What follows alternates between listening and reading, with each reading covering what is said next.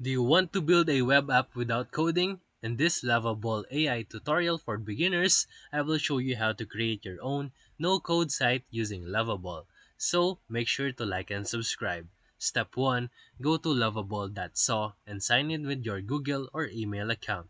Step 2.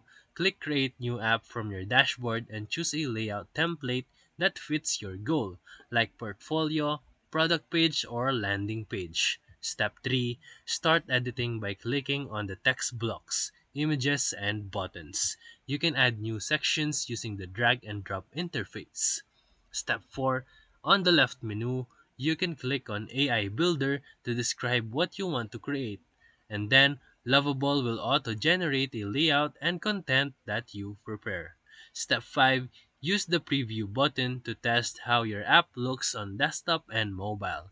Step 6. When you're ready, you can now hit publish and select your domain settings to go live. So if this video helped you, feel free to like and subscribe for more quick tutorials, reviews, and comparison videos. Thank you for watching.